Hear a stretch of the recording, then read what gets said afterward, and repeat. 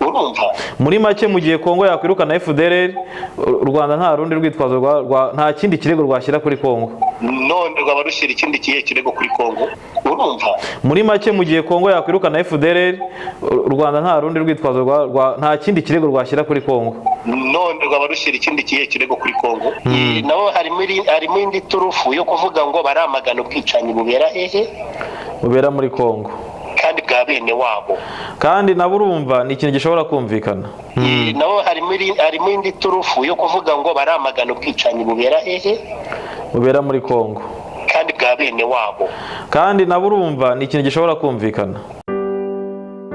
Ukeneye aho wakorera iminsi mikuru wisanzuye, ukeneye aho wakorera ubukwe, isabukuru ndetse n'ibirori bitandukanye, nta handi usibye muri Zenith Garden. Zenith Garden murayisanga i Gasanze urenze gatoya mu isantere yaho hafi yaho bita ku Bayehova. Zenith Garden barakwakirana urugwiro ndetse ku bakeneye inzu zo kuruhukiramo igihe barangije ubukwe cyangwa se gutwikuriramo, Zenith Garden igufitiye aho wakorera ubukwe ndetse warangiza ukabona inzu yo gutwikuriramo. Ngwino wisanzure ku munsi w'ibirori byawe muri Zenith Garden.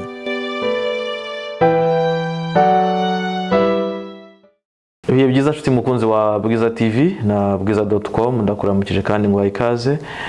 Amahoro y'Imana bane nawe muri iki gitondo cyangwa se kuri uyu munsi wo ku itariki ya 13 Ukuboza 2022, mu gihe hasigaye iminsi 17 cyangwa se 17 n'igice kuko ukwezi kuzagira iminsi 31, ni ukuvuga ngo hasigaye iminsi 18. Mu gihe umunsi uraza kuba muri hasigaye iminsi 17 mu mwaka urangiye. Tukaba turi rero mu cyambu cyambuka umwaka wa 22 tukajya muri 23. Kuko bisanzwe mu kiganiro Ruvugiro tugiye kureba amakuru ari kuvugwa hirya no hino, amakuru atandukanye cyane cyane politiki, umutekano.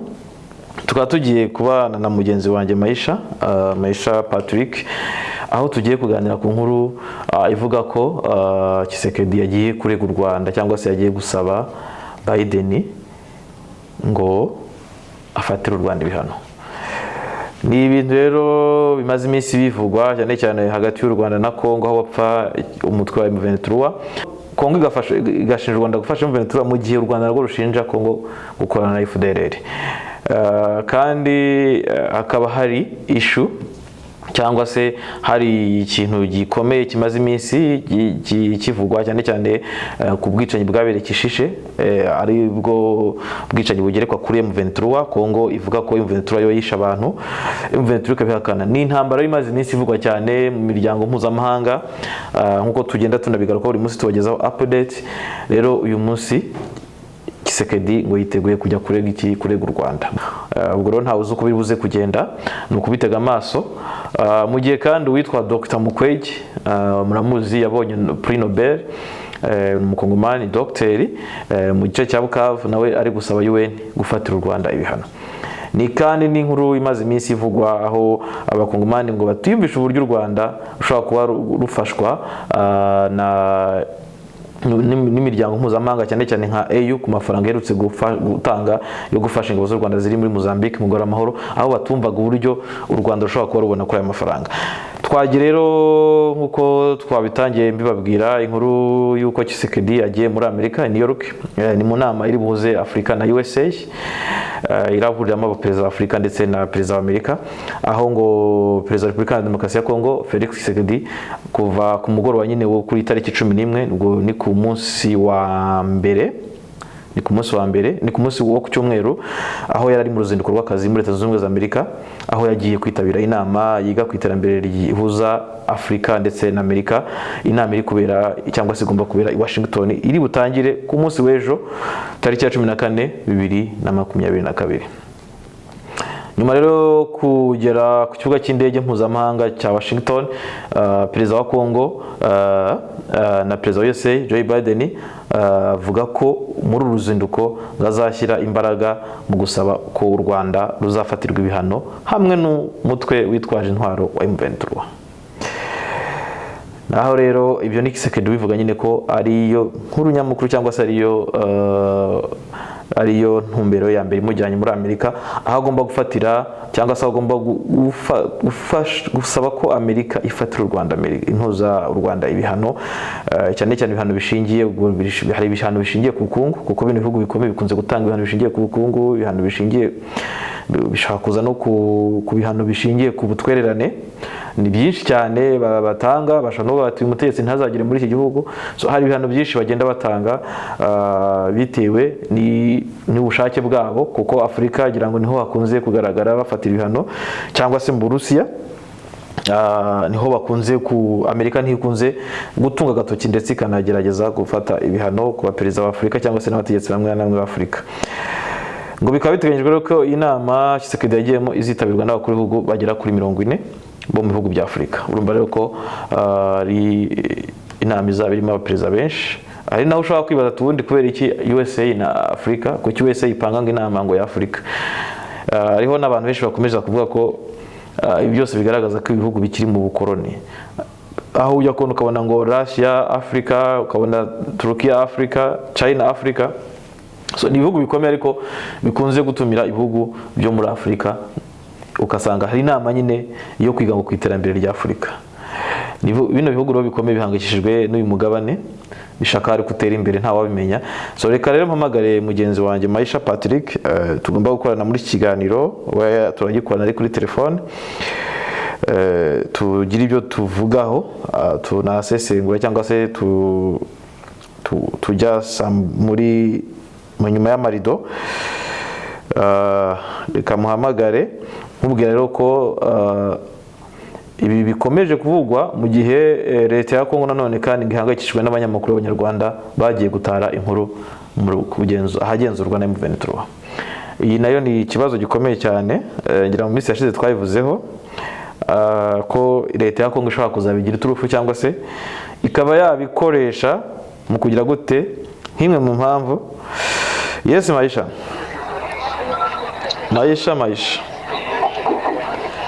Hello. Ni Waramutse Maisha? naramutse neza. Kuvuga ijwi ridasohoka Maisha. Ndimo ndavuga hari imbeho ni nyinshi cyane byo. Natwe turayifite rwose nyinshi iteye ubwoba kandi turi muri studio. Umeze neza rero? Umeze neza. Uyu munsi tugiye kuganira kuri leta ya Kongo ivuga ko igiye gusabira u Rwanda ibihano. Ngo Tshisekedi yagiye ejo bundi 11 z'ukwezi kwa 12 nibwo yerekeje muri Amerika, agiye Washington mu nama ya USA Africa. Inama ngo agomba kubwira Biden rwose byihutirwa agafatira u Rwanda ibihano. Iki kintu uracyumva gute? Urumva Tshisekedi yagiye afite impamvu z'inama, kandi hagiyeho n'abandi ba perezida, ndakeka wenda n'u Rwanda nawe azajya nawe ahubwo ari hafi aho ngaho, ari mu muhanda. bari babanje mu Busuwisi, ari mu Busuwisi. Ariko ibyo byose bishobora agomba kwita kuko ngo ni inama izitabirwa n'abaperezida 40, ni ibihugu 40 bya Afurika. Urumva wenda Tshisekedi ashobora kwibwira yuko wenda Biden atazi ikibazo cya Kongo, arakizi.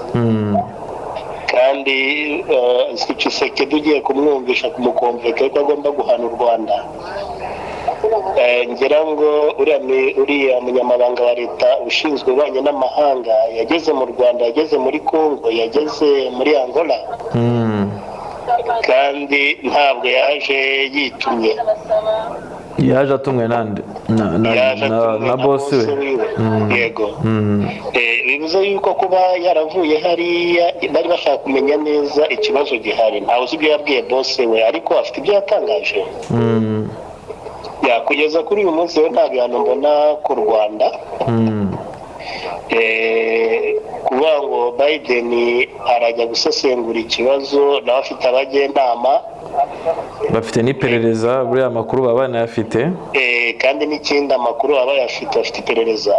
Ubwo rero sinibaza yuko Tshisekedi ari we ushobora kujya gusabira u Rwanda ibihano. Amerika ibonye yuko u Rwanda rukwiriye ibihano, wenda ibyo bavuga ari ukuri, y'ubwayo yabyifatira ariko kugeza kuri iyi saha ariko ngo nayo iracyateza abantu urujijo. Hari raporo zigenda zitambuka ziva mu bigo bitandukanye cyane umuryango w'abibumbye. Wibuke yuko izi raporo ziba ziri balance, uretse wenda nk'amaraporo make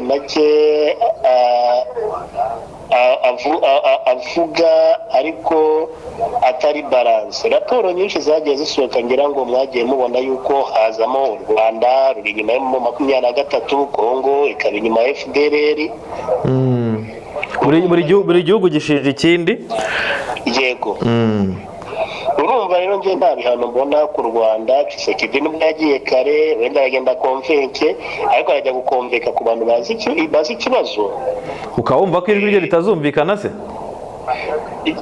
Ndabibona ko bitazumvikana bitewe n'iki. Kandi Amerika nayo imaze iminsi isaba u Rwanda kureka gufasha M23. Ariko nanone isaba Kongo kureka gufasha FDLR. Yego.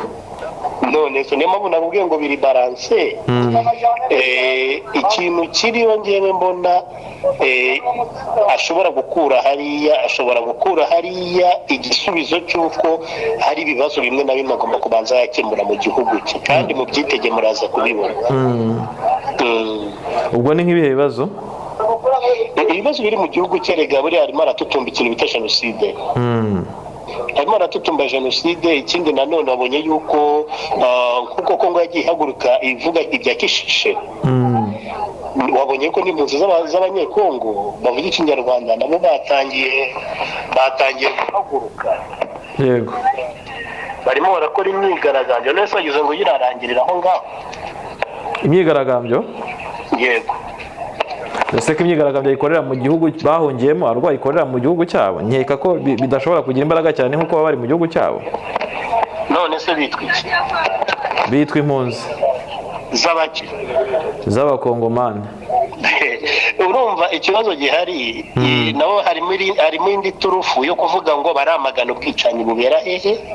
Bubera muri Kongo kandi bwa bene wabo. Kandi nabo urumva ni ikintu gishobora kumvikana.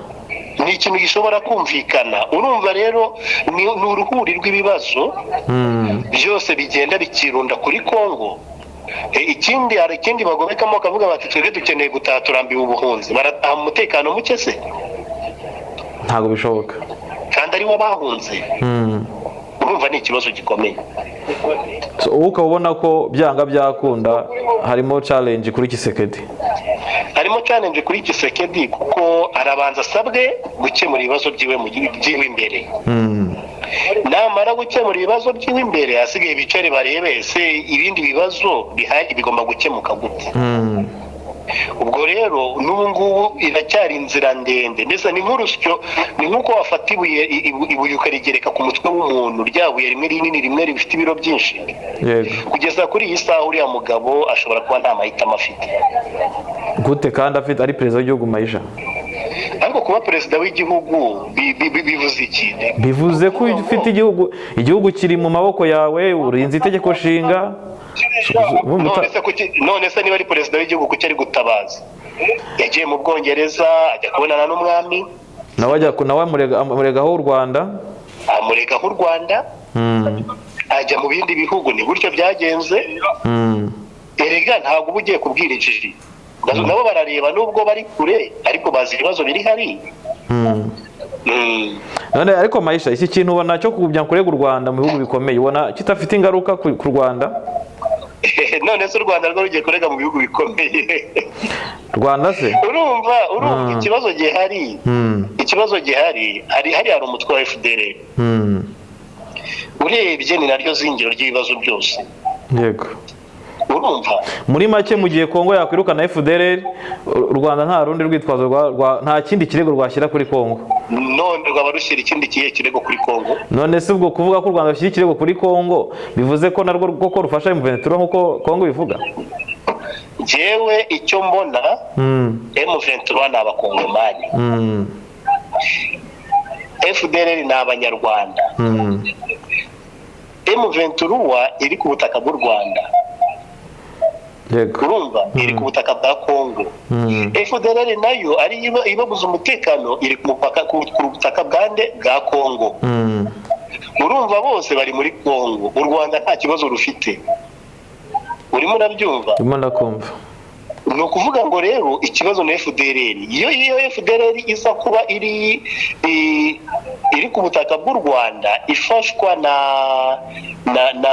RDC, urumva ubu tuba turirimba ibindi, ariko nanone iva muri Kongo ikaza gutera u Rwanda. Yego.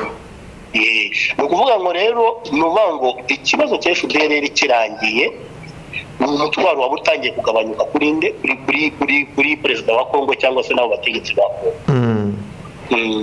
Maisha, noneho tugiye ku myigaragambyo, kuba abakongomani barigaragambije mu Rwanda bakigaragambiriza mu nkambi ya Kigeme, ubushize barigaragambije ntibyabagwa amahoro.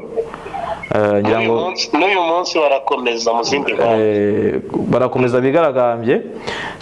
Kuba barigaragambije ubona hari icyo wigeze kubivugaho, ubona ikintu bishobora gutanga cyangwa se bishobora guhindura mu gihe nk'iki ari ikihe? Kubera iki bigaragambije nyuma y'imyaka myinshi bari mu buhungiro? Urumva bo ikintu bagambiriye baramagana ubwicanyi bukorerwa bene wabo bahariya. Kandi ngira ngo niba warumvise uko twavuganye na bariya bantu ubayoboye, avuga ko ari ikintu kibabaje kandi pe usibye na ziriya mpunzi zo ubwazo, umuntu wese wagiye ubona biriya bikorwa biri gukorerwa bariya abatutsi bari hariya bavuga ikinyarwanda, ni igikorwa giteye agahinda. Buri wese wagiye ubona ari amashusho n'iki byose byagiye bimukoma ku mutima, nawe ubwawe warayabonye bigukoma ku mutima, kuko buryo bwicanye n'ikindi kintu. Urumva rero ntabwo bagomba kwicara, ahanini icyo bavuga ni ukuri, buriya bwicanyi bwakagombye guhagarara. Yego. Noneho tukiri naho ngaho, Mukwege nawe arimo arasaba, Dr. Mukwege njyana ni inkuru mu kanya iri bujye kuri Bwiza, arimo arasaba UN guhana u Rwanda. Mukwege ngira ngo uramuzi, Dr. Mukwege wabonye Prix Nobel, arimo arasaba UN gufatira u Rwanda ibihano kubera ashingiye kuri UN, kuri raporo za UN zigaragaza ko u Rwanda rufasha Kongo, nako rufasha M23, sorry. Raporo nibyo twagarutseho kuva kare. Raporo nabonye y'akanama gashinzwe umutekano ku isi, harimo M23 yuko u Rwanda ruri inyuma ya M23, harimo yuko FDLR ifatanya na FRDC. Icyo mbona Mikwege yagomba gusabira ibihugu byombi igihano. Ubuse yasabira igihugu yicayemo ibihano Maisha? None se ko nari cyo kivugwa, urumva byagenda. Nicyo gihugu, rega Kongo yuko ari cyo gihugu kiwe.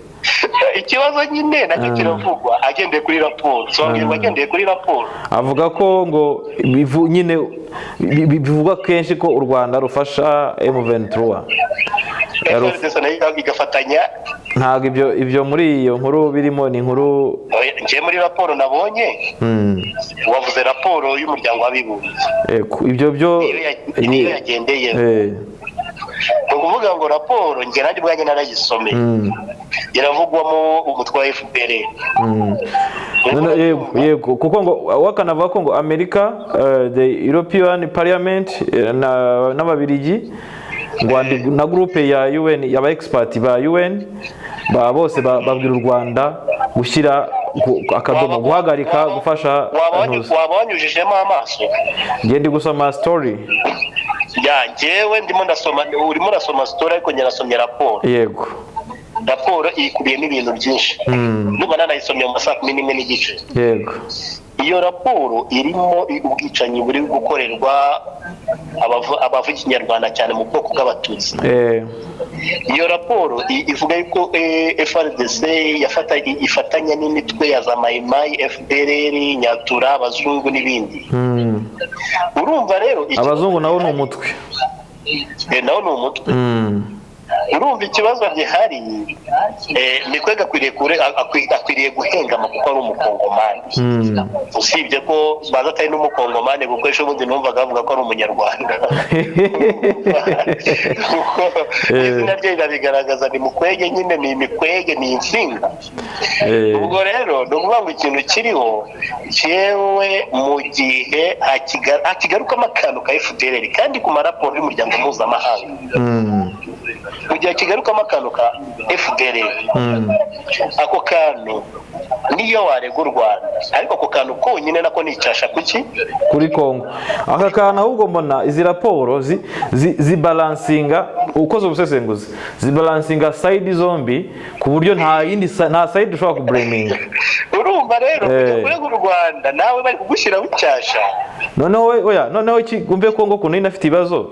Kongo bayishyiraho icyasha cya FDLR irimo abantu bahoze ari aba ex-FARC banakoze jenoside cyane. Ni ikibazo gikomeye cyane, ni ikintu kitoroshye kuko nubwo Tshisekedi agenda akajya muri Amerika akavuga ko agiye kurega u Rwanda, ariko u Rwanda narwo nirwicaye rugaragariza amahanga ikibazo cya FDLR. ubona iki kintu noneho twigere no kuba izi raporo Maisha zirasohoka buri munsi zose zirega u Rwanda. Bise neza byari bikabyiza. Ndikubwira izi raporo zisohoka Maisha. Hello? Maisha uranyumva? Ndakumva. Yego, ndi kuvuga nti izi raporo zisohoka zisa nk'izikora balance. Ubona ahubwo zituma ikibazo kidakemuka, kuko ziza zose urumva hariho ahitaza ikintu kigize kwanga.